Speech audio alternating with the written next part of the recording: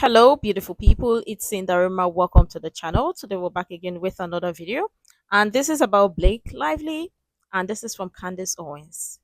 And I mean, this is quite interesting. The title is very interesting. But we're gonna check this together, and I'll love your thoughts and your contribution at the end of the video. Let's dive right in. Now you guys have likely worked through the fact that I'm a little bit obsessed with reading legal documents. I read legal documents before I go to bed. I don't know why I've always loved legal arguments, especially when they're brilliant. You get a good lawyer, and there's only a very small percentage of lawyers who are actually really good. And I've always enjoyed law as a hobby from a distance. And now I find myself immersed in enough random lawsuits and legal situations that unfortunately a lot of it is applied to my real life now. With that said, there is a legal doctrine that is known as unclean hands. My lawyer, Noah, who's become a friend over the years because of the things that we have gone through, he introduced me to it. It's also known as the dirty hands doctrine, which is remarkably appropriate given what I'm about to share with you. And when it's used in court, the argument prevents one party, so the person that is suing, from seeking relief if they have engaged in unethical conduct that's related to the subject of the dispute. So to give you an example, let's say you sue me for disparaging you. Like I'm like, hey, don't hire this person. He's an idiot and he's really dumb. And you sue me for disparaging you. But then I go to court and I say to the judge, whoa, but look what they said about me. And then it's a video of you and you're like, Candace is an idiot and I don't like her. It's like, this guy's got unclean hands. What are we even talking about here? How can he sue me for the stuff that he engages in himself? You can't engage in the exact same disparagement against me. It's essentially that Spider-Man meme that's super popular. This one, you guys know what I'm talking about? Yeah, you pointing at you. Hey, are we the same person? Yeah, we're the same person. Now, I admittedly do not know if there would be any special considerations when the subject at the heart of the legal dispute is sexual harassment, but I'm going to assume that there's not any, since the claim that Blake Lively and Justin Baldoni are arguing over is defamation, which would mean that Blake and Ryan should probably hang this one up. I think that's what's going to come next. Blake cannot claim to be a victim of sexual misconduct on the set of a movie while she openly brags about the unscripted sexual misconduct that she partakes in when she's on the sets of movies. That's exactly what she's done. Now, this was discovered by a TikTok sleuth named Elsrich TV. Her bio on Twitter is very funny because she describes herself as an F around and find out associate, which I would say all sleuths on the internet, especially the mommy sleuths, are F around and find out associates. And I would also say that Ryan and Blake have definitely F'd around, and they are at that part where they are finding out. And anyways, she was able to dig up one of these, again, directors and actors talking about certain scenes, and that's usually included if you're a dinosaur like me, the Blu-ray DVD, I think is where this one was found. And you can get all sorts of, little tidbits of them discussing how certain scenes came together. And she was able to find that for A Simple Favor, the first movie, A Simple Favor, you have Blake Lively speaking with her co-star about a scene in which she grabs his crotch, and guess who came up with it and improvised it? Well, it was Blake Lively herself. Take a listen. Not Blake Lively confessing to grabbing her co-star's nuts because she felt like that's just what her character would do. Wait, so am I blaming my husband for saying something about her? Right. One of my favorite additions that you came up with. I think it's nuts. Yeah, when you really went for it. That's always awkward. And you're like, hey, hi, nice to meet you. Can I grab your nuts? But really hard? It's not because I want to, because I feel like she would. I remember we kept going like, can you do it harder? Yeah, and that was my... So this is supposed to be funny in their world. This is supposed to be funny because you think or you feel like, well, let's take it back. Improvise it. Well, it was Blake Lively herself. Take a listen. Not Blake Lively confessing to grabbing her co-star's nuts because she felt like that's just what her character would do. Wait, so am I blaming my husband for saying something about her? Right. One of my favorite additions that you came up with. I think it's nuts. Yeah, when you really went for it. That's always awkward. And you're like, hey, hi, nice to meet you. Can I grab your nuts? But really hard? It's not because I want to, because I feel like she would. I remember we kept going like, can you do it harder? Yeah, and that was my tip of the hat to Baby Jane Hudson. Yes. Spinning on the beach at the end. Oh, it's so great. Then we knew we had to yard a little extra, like, the little laughs and stuff. It's fantastic. Aviation American gin again? Wow. Shameless. Oh my God. I want dividends. Okay, so just to be clear, she is speaking with Paul Feig, who's the director of the movie, and he's basically complimenting her for coming up with this little improv move of grabbing her co-star's private parts, which you can see right here in a still, and she's laughing about it, and then he laughs as Paul Feig does. He's like, it does, and he's like, what's even funnier is we were like, harder, and you were so great at coming up with this move because she felt like that's what her character would do. So to recap, grabbing her co-star's genitals seems like a perfectly acceptable addition to a scene. Yeah. Or it did seem like a perfectly acceptable addition to a scene back in 2018, but something happened to Blake. And by 2024, she was clutching her pearls. She just needed nobody to say anything to her ever out of character or anything, because she moved to file a civil rights complaint in California because Justin Baldoni stepped out of character. when they were Mm-hmm. filming a slow dancing scene, and he responded to her that she smelled good when she mentioned her spray tan. And that was like, oh my gosh, where's my husband? Somebody get me Deadpool. Please, I just survived. I'm a hashtag survivor now. So I'm going to go to marches and I'm going to relate to people what it's like to survive when somebody responds to me bringing up my spray tan. Her entire lawsuit is how Justin Baldoni responded to her. That's actually one of the arguments she's making to be dismissed. She's like, I didn't lie. I just didn't contextualize, Your Honor. I didn't lie. He did come into my trailer while I was breastfeeding. I just left out that portion of a lawsuit, that portion of the truth, which is that I told him to come into the trailer while I was breastfeeding. So I shouldn't be sued. I'm not a liar. Now, when you couple this with Ryan's disturbing insistence that his 7-year-old daughter make that extremely crass joke, of course, about Hugh Jackman's junk, you really start to wonder what they're thinking going through with this lawsuit for another second. Exactly. The level, like, what exactly is going through their mind? I'm sorry I had to cut this part short, but like, exactly. To them, they think this is funny. But I can't even wait for what Brian Friedman is going to say about this. Oh, Daughter make that extremely crass joke, of course, about Hugh Jackman's junk, you really start to wonder what they're thinking going through with this lawsuit for another second. Remember, both of them are being asked to be dropped from Justin Baldoni's defamation suit. Ryan, because he was simply, according to him, just being a loving husband. And what husband would not defend his wife when she's being abused on set? He just happened to leave out the part, like her, didn't contextualize that while he was defending his wife, he was also simultaneously forcing his 7-year-old daughter, Inez, to make penis jokes in Deadpool. So let's listen to him just recount that moment again, speaking to the director about how funny it was because she really didn't want to do it at all. Take a listen. Even with Hey, you. when I want your opinion, I'll take Wolverine's out of your mouth. That's kid. Guiltily, that is my daughter, I'm Inez. so sorry we have to admit that. And I am father of the year over here for allowing her to say such language, which, to her credit, she really didn't want to say. And then came back later and said, I want to say it now, when I started looking at other people to play Yeah, it. but Ryan, to our discredit, we made Nezzy do I'm not you 70 to 500 versions of that line. Yeah, I'm going to pay for that later. 70 to 500 versions of that line. Why?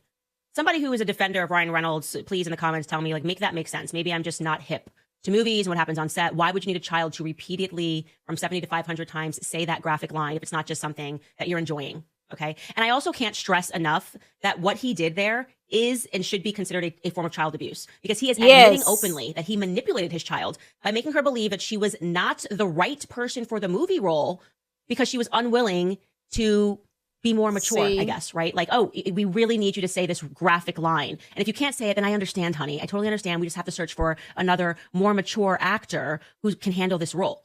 He said this to his daughter, okay? He said this to his daughter that he was looking for somebody else to fill the role because she wouldn't save a line. And he said this to her as the most senior person with the most power on set, a person who could have incorporated AI voice if he wanted to. If she wasn't comfortable, it's your daughter. We, bend over backwards. We're going to use AI. It's totally fine. He could have rewritten the lines entirely, as we know, because he wrote all of those meaningless lines for Nice Pool. He is the person on set who single-handedly had enough power to cast and insert Channing Tatum into the script as Gambit, kind of because he just wanted to, I think, annoy his ex-wife, Scarlett Johansson, who was working with him on a movie at the time. But essentially, this shows you that whatever Ryan wants, Ryan gets when it comes to Deadpool, right? He even got to decide the filming schedule to accommodate the location. Remember, they filmed for the first time overseas in the UK. They were accommodating the location to match up with the schedule of his precious Wrexham football club. But when it came down to his daughter, he gave his precious 7-year-old daughter the idea that on the topic of her unwillingness to say something pornographic, his hands were tied. He was just rendered powerless. We're just going to, I'm sorry, my God, the boss, if you're not going to save a line about Hugh Jackman's parts, then we're going to have to find another actor. Oh, you want to do? and what's even worse is the initial one that she was even supposed to say is a lot more worse than this. Father of the year.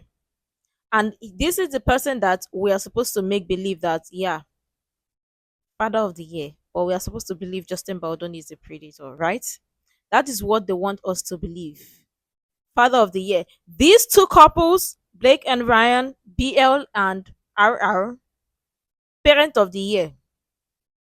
Because what they made their 7-year-old daughter do, nobody seemed to be the adult in the room to understand or to realize that that is your freaking child. 7-year old. But yeah, it was funny. And you know what else is funny? Improvising and thinking that grabbing someone else's middle private parts in the movie is entertaining, it's fun. Because that seemed like what the character is supposed to do, or that's what the character felt like doing. It's funny. It's supposed to be funny, right? Yeah, it is supposed to be funny. That's what they want people to believe, that that scene is funny or is interesting. But let's also not forget the rooftop scene in It Ends With Us. That we were supposed to believe it was Blake who wrote it, only for Blake to be Blake, to say it was her husband who wrote it. So, what then happens to your 7-year-old daughter? Father of the Year. On the topic of her unwillingness to say something pornographic, his hands were tied. He was just rendered powerless. We're just gonna, I'm sorry, my God, the boss, if you're not gonna save a line about Hugh Jackman's parts, then we're gonna have to find another actor. Oh, you wanna do it now? Oh, that's so wonderful. Wildly manipulative and also abusive. And it really makes it interesting when you reflect upon Blake and Ryan's 17 list of non-negotiable conditions for her to return to set. When you recognize that these people are constantly making perverted jokes, insisting on perverted jokes, and then you reread through that list of 17 non-negotiables,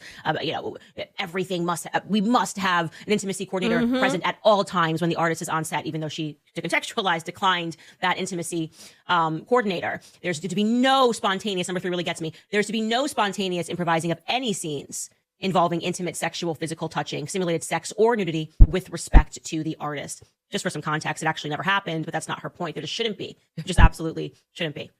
Now, I will say this regarding Blake Lively today, her current day PR, it does seem to me that she has completely pivoted her strategy entirely. People are calling her out on it, being mean about it, the donuts, we're going to get to that.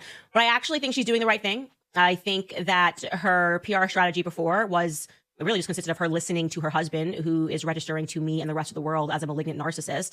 Obviously, the worst PR plan ever executed following this entire debacle was the idea that they should show up at Saturday Night Live's 50th anniversary dressed to the nines in $1 million dresses. That didn't work out. Walking the red carpet amongst other A-listers, making jokes about your alleged assault or your alleged harassment. Now, she's very clearly keeping away from Ryan Reynolds. Publicly, at least, right? She's very clearly pulling back. She hasn't been seen with him since. And we know that she decided to attend a Simple Favor 2 at South by Southwest solo, which is unusual for them because they do everything together. Like she says, we just do everything together. We're constantly promoting things together. And now she's realizing people maybe hate my husband more than they hate me. And so I need to do my own thing. And I need to not look like the obnoxious A-lister that I am and try to look normal, like humble myself a bit. And guess what she's doing? She's baking. This is the headline that ran. Blake Lively surprises fans by working behind the counter at a Connecticut donut shop. And it says that she was in a really happy mood. The source told people that. The source, by the way, is her PR team. It's Leslie Sloan, if you wanted to know. It's not a secret. But they did a good job with this. It says Blake Lively survived fans by working behind the counter. Like she's like a regular working woman now at a donut shop in Connecticut. That's hard work, donut shops. She went out there on Sunday and she was baking with her friends using a kitchen mixer. So relatable. She's doing it better than Meghan Markle. And she captioned it. She put it on her stories to show people. And she said, she wrote here, baking with genius food friends and their kitchen mixer, which is the size of a car. This is what my happy place looks like. By the way, it is authentic. Unlike Meghan Markle, like Blake Lively has always had an interest in cooking. And the source, again, Leslie Sloan PR, told People magazine that she was in a really happy mood and said that she is friends with the owner. This was at Rise Donuts in Wilton, Connecticut. And she's highlighted her love of baking in the past. She shared many of her culinary creations. And so this is, I have to say, this is pretty decent PR. And it's also good PR because she's with her family while she's doing this. In the background of these photos, you can see, I always tell you this, that's the actual talented sister. Like, let's not forget, Robin Lively slayed the day when I was growing up. Like, don't act like you didn't watch Teen Witch. Come on, pretty woman, won't you ride with us? Come on, pretty woman, don't you put up a fuss? I'm gonna be the most popular girl. Like, I don't know why she's not more famous than her sister. So anyways, Robin Lively being in the background is a whole vibe. It's just a whole vibe. Now, in Ryan Reynolds land, I guess he recently posted on Instagram that he visited the United Nations. I think they're probably sat down and were like, how can we make you look like a good person? It's really difficult right now. And they're like, what about saving the world, right? That's what the United Nations is supposed to be known for. I disagree with that. I think they're a bunch of NGOs. Anyways, let's get you at the United Nations. So he posted that onto his Instagram. We're supposed to imagine him as saving the world, caring about people. And I don't know if I am broken, but look at this photo that he took outside. This really annoys me. I just think he looks like a smug piece of crap. I don't like the way he's standing, but it could be me. It could be me. Maybe you guys are feeling like, no, this is good. Like he looks like he's like a good person who might feed the children in Africa. I think he looks like he's trying to pose perfectly as if he's walking a red carpet, but it just happens to be at the UN. But again, I'm emotionally broken, so I would just ignore that. I just wanted to show you that picture and see how you guys felt about it.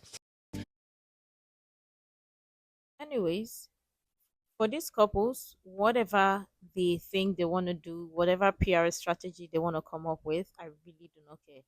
They are terrible people, because if they can make their daughter do this, they really do not care about anybody else but themselves. And nobody in their right sense, or no parent, should think that they are going to force their children, especially minor child, to do something that they're uncomfortable with, and then come to play the card. The fact that the wife and the director thought it was funny to grab somebody's nuts or to grab somebody's private parts, because they felt that that is what the character is supposed to do, and thought it was funny, is what is insane to me. But if they like, they can bake the entire cake in the entire world and give the entire world to eat. It still does not eliminate the fact that you're terrible, and it's not going to change. Nothing about that is going to change, because listen, the patterns, you're consistent with your patterns, so keep it up. But let me know what your thoughts are in the comments below. Make sure to like, comment, share, subscribe, and all that stuff. And until next time, see you in the next video.